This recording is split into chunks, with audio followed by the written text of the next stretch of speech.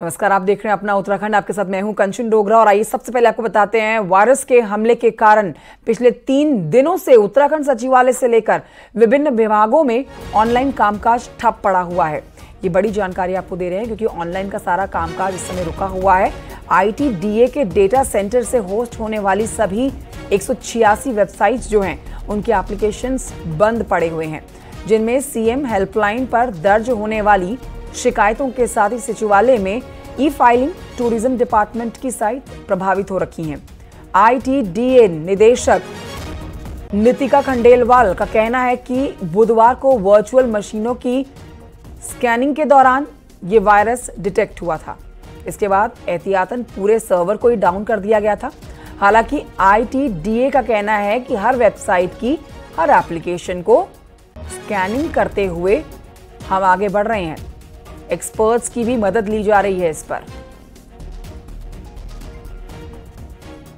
हमने फिर तुरंत जैसे हमारे कुछ सिस्टम्स में, जिसको हम बेसिकली वर्चुअल मशीन्स बोलते हैं अपने डेटा सेंटर के टर्म्स में, उसमें हमें डिटेक्ट हुआ तो हमने तुरंत अपने पूरे DC को डाउन कर दिया, ताकि हम नहीं चाहते थे कि वो कहीं ना कहीं कोई भी हमारे सिस्टम को इम्पैक्ट करे। तो उस प्रोसेस से चलते हुए हमने अपना पूरा डेटा सेंटर फिलहाल परसों से इसलिए डाउन करा हुआ है। अब हमने हमारे पास लगभग 700 VMs बोलते हैं, वर्चुअल मशीन्स होती हैं, उन लगभग मशीन्स की हम लोगों ने अब तक सब स्कैनिंग कर ली है। तो एज सच कुछ भी हमारा इन्फेक्टेड या कुछ भी एज सच कुछ मेजर नहीं पाया गया है। तो एवरीथिंग इज अंडर कंट्रोल। इस खबर पर और जानकारी के साथ मेरे सहयोगी दीपांकर मौजूद हैं, उनसे बातचीत करेंगे। दीपांकर, ये बड़ी खबर है क्योंकि देखिए ये वायरस अटैक जो है, जिससे न सिर्फ उत्तराखंड सचिवालय बल्कि विभिन्न विभागों के ऑनलाइन कामकाज पूरी तरह से ठप पड़े हुए हैं। 186 वेबसाइट बताई जा रही है जिनकी एप्लीकेशंस बंद पड़ी हुई हैं। इस पर कब तक काम किया जाएगा, कब तक इनको दुरुस्त करके इस समस्या का समाधान खोज निकाला जाएगा? बिल्कुल कंचन, कल शुक्रवार को कहीं पर भी काम नहीं हो पाया, ना डिस्ट्रिक्ट्स में ना सचिवालय में। और जो भी सरकारी कामकाज जितना भी जो वेबसाइट के जरिए होता है या ऑनलाइन काम होता है, वो सारा काम रुका हुआ है, चाहे वो रजिस्ट्री का हो, पेंशंस हो, सैलरीज हो, और दूसरी जगहों पर चाहे वो डिस्ट्रिक्ट एडमिनिस्ट्रेशन में चाहे जन्म मृत्यु प्रमाण पत्र या दूसरे जो सर्टिफिकेट्स के लिए होता है, वो सारे प्रोसेस यहाँ पर रुकी हुई है। लेकिन बताया जा रहा है कि सोमवार तक ये पूरी सर्विसेज बहाल यहाँ पर होंगी। और ये भी डर था कि ये जो वायरस, इससे कहीं हैकर्स इसके जरिए पूरे सिस्टम को हैक न कर लें। लेकिन ये कहीं ना कहीं क्वेश्चन पूरे IT डिपार्टमेंट पे या पूरे जो उत्तराखंड का जो IT सेल है उसको लेकर है कि क्या इतना कमजोर सिस्टम उत्तराखंड का है कि जहां पर इस तरीके से पूरे सिस्टम को अगर हैक कर लिया जाता है, गवर्नमेंट का पूरे प्रोसेस को हैक कर लिया जाता है, या उसको उस पर पूरी प्रोसेस वहां पर रुक जाती है। ऐसे में अगर किसी ने हैक करने की भविष्य में कोशिश की तो सिस्टम हैक भी हो सकता है। तो बताया जा रहा है कि आज इस पर पूरा काम होगा, धीरे धीरे से अप करने की कोशिश की जाएगी। लेकिन अभी भी चाहे CM पोर्टल हो, CM हेल्पलाइन का पोर्टल हो, अपनी सरकार का पोर्टल हो, या फिर डिस्ट्रिक्ट्स में जो पूरी प्रोसेस होती है ऑनलाइन प्रोसेस हो, सचिवालय क्योंकि शनिवार रविवार है 2 दिन बंद रहेगा, लेकिन सोमवार से काम शुरू होना चाहिए क्योंकि सचिवालय से सारा कामकाज इसी ई-गवर्नेंस के जरिए या इंटरनेट के जरिए इस पूरे सिस्टम के जरिए होना है। ज्यादातर काम देखिए ज्यादातर विभागों में ऑनलाइन ही होते हैं, इंटरनेट के माध्यम से होते हैं, इसीलिए समस्या का समाधान जल्द निकालना बहुत जरूरी है। बहुत शुक्रिया आपका दीपांकर जानकारी के लिए। बढ़ रहे हैं आगे, आपको बता रहे हैं कि उत्तराखंड की IT सिस्टम में आई खराबी और वायरस का असर अब चारधाम यात्रा पर भी देखने को मिल रहा है। ऋषिकेश में ऑनलाइन रजिस्ट्रेशन पूरी तरह से ठप हो गई है क्योंकि वेबसाइट्स काम ही नहीं कर रही हैं, वायरस आ गया है। इसी की वजह से रजिस्ट्रेशन काउंटर पर चारधाम यात्रा पर जाने वाले श्रद्धालुओं का जो इंतजार है वो लंबा हो गया है।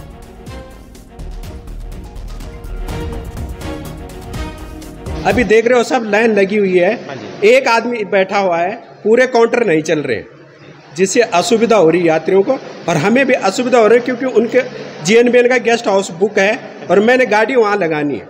मुझे कम से कम 10 से 12 घंटा ड्राइव करने के लिए चाहिए। आप ही बताओ मैं किस हिसाब से उन्हें बद्रीनाथ पहुँचा सकता हूँ। सरकारी वेबसाइट में खराबी आने के बाद इसका असर सीधा चारधाम यात्रा पर भी पड़ रहा है। रजिस्ट्रेशन के लिए देश भर से पहुंचे यात्रियों को घंटों इंतजार करना पड़ रहा है क्योंकि ऑनलाइन सिस्टम ठप हो चुका है और यात्री लगातार परेशान हैं।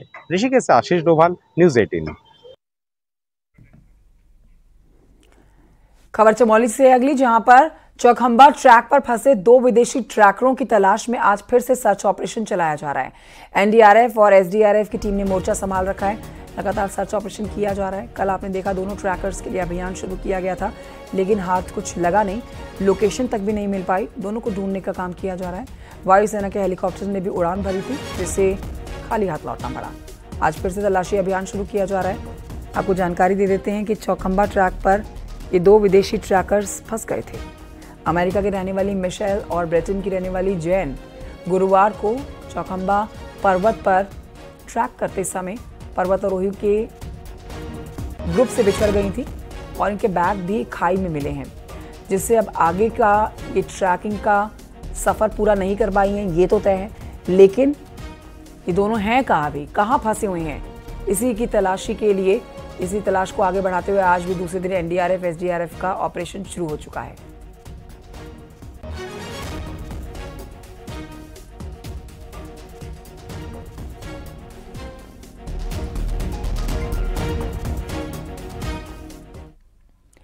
और ये बढ़ते हैं आगे। लैंसडाउन की खबर आपको बता रहे हैं, जहां पर सिसल्टी में दर्दनाक सड़क हादसा हुआ।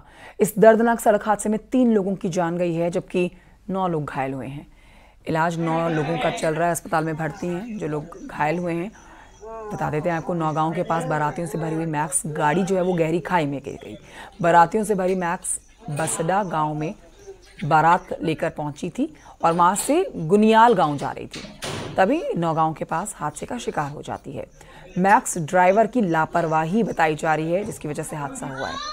3 लोगों की मौत की पुष्टि की गई है, जबकि 9 लोग घायल हुए हैं। घायलों को सुन सकते हैं आप, ये वो घायल हैं जिनको अस्पताल में भर्ती कराया गया है।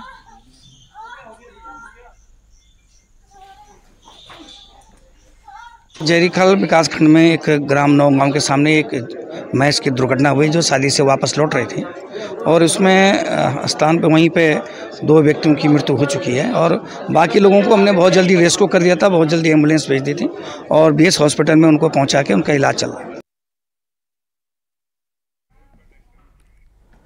और ये बढ़ते आगे, हल्द्वानी की खबर आपको बता रहे हैं, जहां पर गोलापार इलाके में सियार के हमले से दहशत मची हुई है।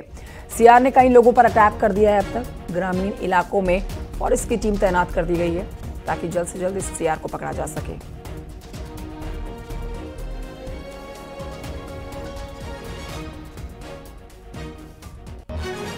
बढ़ते हैं आगे, रेलवे ट्रैक पर हो रही साजिश पर लगाम लगाने के लिए जीआरपी एक मॉक ड्रिल करने जा रही है। इस पर आपको जानकारी दे देते हैं कि बेहद महत्वपूर्ण ये मॉक ड्रिल है, जिसके तहत ट्रेन डिरेलमेंट के दौरान की कार्रवाई और एसओपी की तैयारी को परखा जाएगा। जीआरपी और आरपीएफ दोनों मॉक ड्रिल में व्यवस्थाओं को परखेंगे। एसपी जीआरपी सरिता डोभाल ने बताया है कि पिछले दिनों ट्रैक डिरेलमेंट की साजिशों की जो घटनाएं सामने आ रही हैं ना, इसी के चलते जीआरपी अलर्ट मोड पर आ रही है। रेलवे लाइनों पर चेकिंग और गश्त बढ़ा दी गई है। ट्रैक और उसके आसपास बेवजह घूमते हुए लोगों का सत्यापन किया जा रहा है। व्यवस्थाओं को फुल प्रूफ बनाने के लिए आरपीएफ के साथ जल्द मॉक ड्रिल की जाएगी। सुनिए।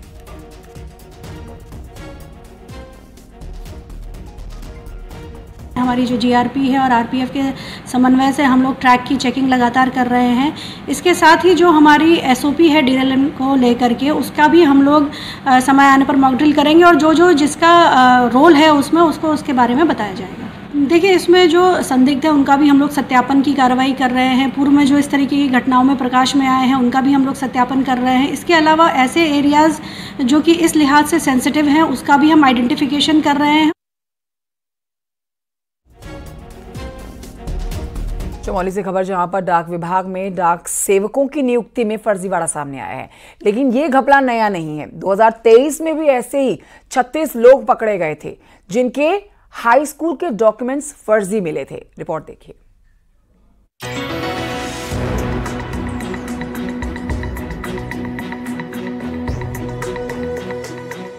उत्तराखंड में इन दिनों डाक सेवक यानी डाकिया, जिसे पोस्टमैन भी कहते हैं, खासी चर्चाओं में है। चर्चा तब शुरू हुई जब पहाड़ के ठेठ गांवों में हरियाणा और पंजाब के डाकी नजर आने लगे, जिन्हें ना हिंदी का ज्ञान है, ना उनकी समझ में स्थानीय बोली भाषा आई। इन नए डाकियों पर सवाल उठे तो विभाग ने वेरिफिकेशन करना शुरू किया। अभी तक 6 डाकी ऐसे पकड़े जा चुके हैं जिनकी हाई स्कूल के डॉक्यूमेंट फर्जी है। न्यूज 18 ने जब इसकी पड़ताल की तो पता लगा कि ये कोई पहली बार नहीं हुआ। 2023 में भी ऐसे ही 36 फर्जी डाकिये देहरादून, नैनीताल, टिहरी, अल्मोड़ा से पकड़ में आए थे। जिनमें से 18 को टर्मिनेट किया गया था। 5 के खिलाफ FIR दर्ज हुई, जबकि 12 की ज्वाइनिंग निरस्त कर दी गई थी। इसके मामले में हमने सबसे रिपोर्ट भी मांगा और जैसा कि हमारा डिपार्टमेंट का जो क्राइटेरिया ही है कि फेक वाला रहता तो या तो हम टर्मिनेट कर देते हैं स्ट्रेट अवे, या फिर जहाँ पे होती है तो FIR हम लोग उस पर FIR भी करते हैं।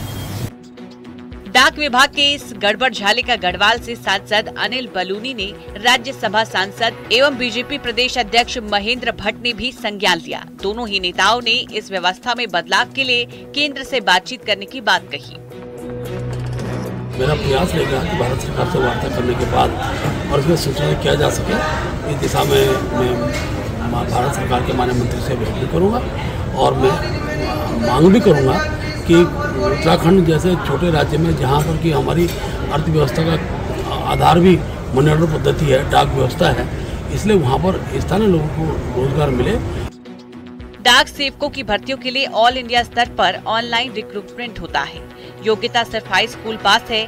इनको मेरिट के आधार पर ऑटोमेटेड मोड में देश भर में जरूरत के हिसाब से नियुक्ति दे दी जाती है। ठीक उसी तरह जिस तरह पंजाब और हरियाणा के युवकों को उत्तराखंड में नियुक्ति दे दी गई। अभी तक जो फर्जी सर्टिफिकेट पाए गए हैं उनमें झारखंड, राजस्थान, J&K, पंजाब और हरियाणा शिक्षा बोर्ड के सर्टिफिकेट सामने आए हैं।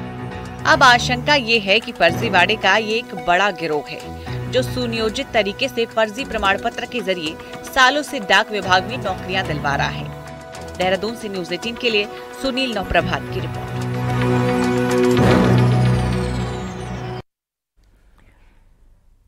पौड़ी जिले में 371 किलोमीटर सड़क जो है वो बदहाल है। जिले के तमाम इलाकों में सड़क का निरीक्षण करने के बाद कोटद्वार पहुंचे PWD के अपर सचिव ने कहा है कि इसी महीने में सभी सड़कों का ठीक करने का जो काम है वो पूरा कर दिया जाएगा। इसमें नेशनल हाईवे से लेकर स्टेट हाईवे और शहर के अंदर की सड़कें भी शामिल है। आपको बता देते हैं कि बरसात में सड़कों को भारी नुकसान हुआ है, जिससे लोगों को आवाजाही में दिक्कत हो रही है।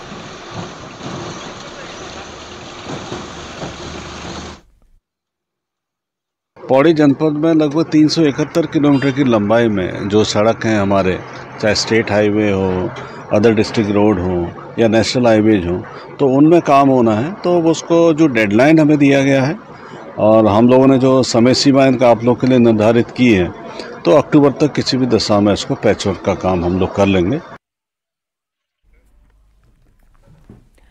उत्तराखंड में नौकरी की चाहत रखने वाले युवाओं के लिए अच्छी खबर है, बड़ी खबर। उत्तराखंड में 751 नई भर्तियों के लिए विज्ञापन जारी कर दिया गया है। UKSSCC ने डेटा एंट्री ऑपरेटर, कंप्यूटर सहायक, मैट के पदों के लिए आवेदन मांगे हैं। ये भर्तियां राज्यपाल सचिवालय UKSSC, राज्य संपत्ति और सिंचाई विभाग में होंगी।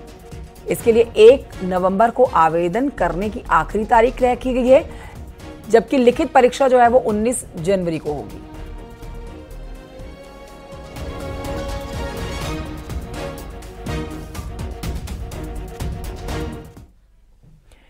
केदारनाथ उपचुनाव को लेकर बीजेपी पूरी तरह से एक्टिव है। कल सीएम पुष्कर सिंह धामी का रुद्रप्रयाग का दौरा है। यहां पर सीएम धामी अगस्त्यमुनि में जनसभा को संबोधित भी करने जा रहे हैं। मुख्यमंत्री कुछ बड़ी घोषणाएं भी कर सकते हैं।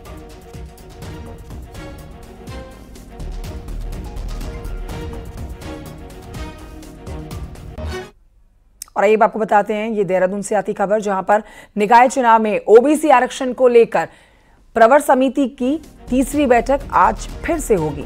दोपहर 12 बजे से विधानसभा में ये बैठक होने जा रही है। प्रवर समिति की पिछली 2 बैठक बेनतीजा रही है। ऐसे में उम्मीद की जा रही है कि आज की ये बैठक कोई नतीजा जरूर इसमें निकल कर आ सकता है।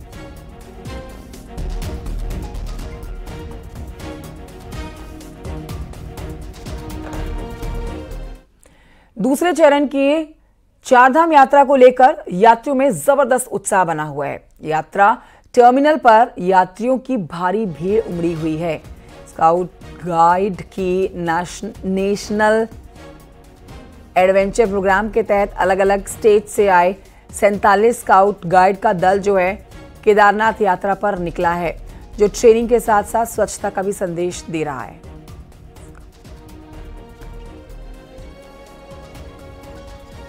इसमें आसाम, वेस्ट बंगाल, राजस्थान और ये नॉर्थन ये रेलवे स्टाफ के कुल मिला के 46 हैं।